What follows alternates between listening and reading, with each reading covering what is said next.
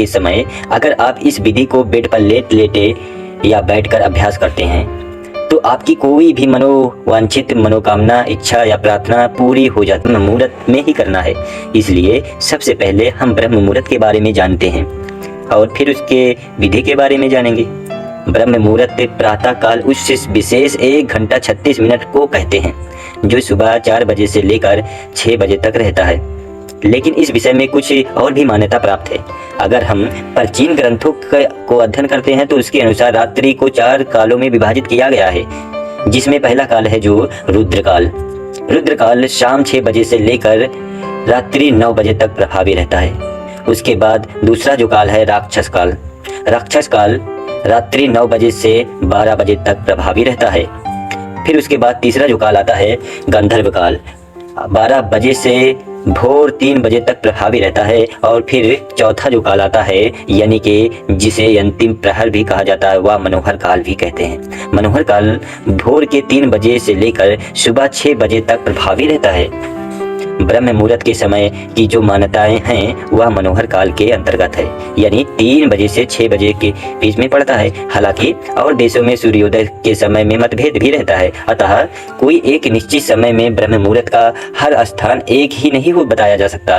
लेकिन यदि आप मनोहर काल के बीच में यानी भोर 3 बजे से लेकर सुबह 6 बजे के बीच में किसी भी समय जल्दी उठते हैं तो यह समय अमृत बेला भी होते हैं, ब्रह्म मुहूर्त का समय ही माना जाएगा। अगर हम ब्रह्म मुहूर्त के शाब्दिक को अर्थ को समझते हैं तो ब्रह्म मुहूर्त का मतलब होता है देव, अर्थात जो ज्ञान के देवता हैं, और मुहूर्त अर्थ वेला यानी समय। एक ऐसा समय है जिसमें हम ज्ञान को समझने का प्रयत्न करते हैं, यानी कि ज्ञान को समझने का जो समय है उसको हम ब्रह्म मुहूर्त कहते हैं। ब्रह्म मुहूर्त का बहुत ही महत्वपूर्ण चर्चाएं हमारे शास्त्रों में भी की गई है। ब्रह्म मुहूर्त में जो ब्रह्मांड है और जो देव शक्तियाँ हैं वह वातावरण में विचरण करती रहती है। और अगर आपकी नींद इस समय के दौरान अचानक खुल जाती है तो इसका मतलब देव ऊर्जा आपके संपर्क करना चाहती है। इसलिए जब आप इस समय में उठकर ध्यान जैसी शुभ क्रिया करेंगे तो आपका शरीर ऊर्जा से भर जाएगा। इस समय बहने वाली वायु को अमृत वायु भी कहा जाता है, क्योंकि सारा प्रदूषण और सारी दूषित वायु समाप्त होकर वातावरण में ऑक्सीजन के रूप में व्याप्त रहती है। और रात के समय ओस पड़ने के कारण इस समय वायुमंडल में दिन की अपेक्षा काफी शीतल रहती है और मनोहर भी रहता है। इस समय वातावरण बिल्कुल शांत होता है और इस समय सोकर उठने के कारण हमारी मस्तिष्क की सभी क्रियाएं भी बिल्कुल शांत होती हैं। इसलिए यदि आप इस समय अपनी स्टडी को या पढ़ाई करते हैं, कोई प्लानिंग करते हैं या इंटरस्पेक्ट करते हैं या ध्यान करते हैं तो उसमें आपको बहुत ही ज़्यादा लाभ मिलता है। आपने वह कहावत तो सुनी ही होगी, जल्दी सोना जल्दी उठना असफलता की प्रथम सीढ़ी है। इसलिए यदि आप भी सफल होना चाहते हैं तो ब्रह्म मुहूर्त में उठना शुरू करें, इससे आपको बहुत सफलता मिलेगी। एक्चुअली प्राचीन काल में इलेक्ट्रिसिटी नहीं होती थी, इसलिए लाइट नहीं रहने पर लोग सूर्यास्त के बाद सो जाते थे और सूर्योदय से पूर्व यानी ब्रह्म मुहूर्त में ही उठ जाते करते थे। यह प्रकृति के साथ चलने की उसकी एक पद्धति बन गई थी। अतः जो भी व्यक्ति प्रकृति के साथ संतुलन बनाए चलता है वह हमेशा स्वस्थ ही रहता है। और यह भी देखा गया है कि जो लोग प्रातः काल जल्दी उठते हैं वह बाकी दूसरों से बिल्कुल स्वस्थ रहते हैं, और अक्सर वह नाइट शिफ्ट में काम करते हैं, उनको स्वास्थ्य से संबंधित समस्या आने लगती है। कहने का तात्पर्य यह है कि अगर आप प्रकृति के साथ मेल जोल बनाकर चलते हैं तभी हम स्वस्थ रहते हैं। लेकिन अगर हम प्रकृति के खिलाफ चलना शुरू हो जाएंगे तो हमारे शारीरिक रूप से और मानसिक रूप से समस्या आनी शुरू हो जाती है। दोस्तों, अब तक आप समझ चुके होंगे कि ब्रह्म मुहूर्त क्या है और इसका महत्व क्या है। अब हम बात करते हैं ध्यान विधि के बारे में। दोस्तों, सबको मालूम है कि प्रातः काल का समय जो होता है वो ध्यान के लिए सर्वश्रेष्ठ समय होता है। इसलिए आज हम एक ऐसी विधि के बारे में बात करेंगे मेरे साथियों।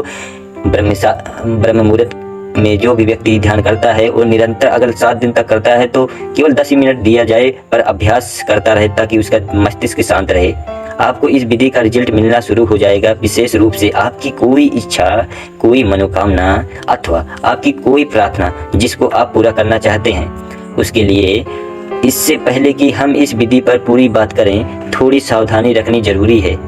जैसे कि ऐसे लोग जिनके हृदय से संबंधित कोई कष्ट है, हृदय से संबंधित कोई बीमारी है, या जिनको रक्तचाप की समस्या, ब्लड प्रेशर की समस्या रहती है, वह इस विधि का अभ्यास ना करें।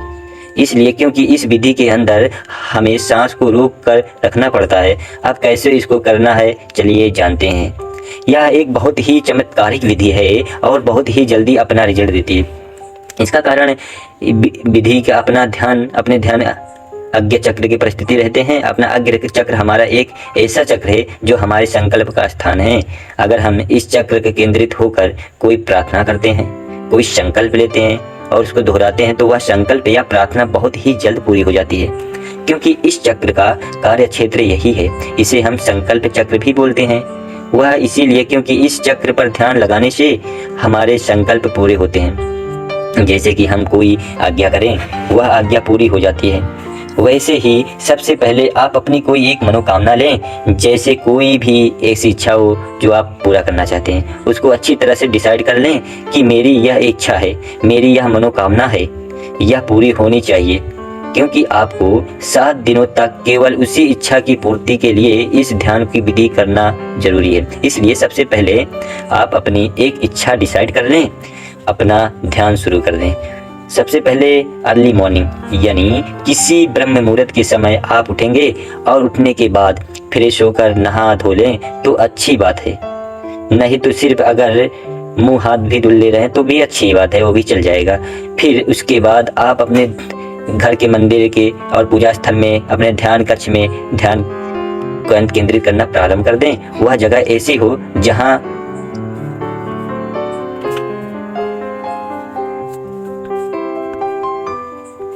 प्राणवायु आपके कमरे तक के भीतर प्रवेश करती हो।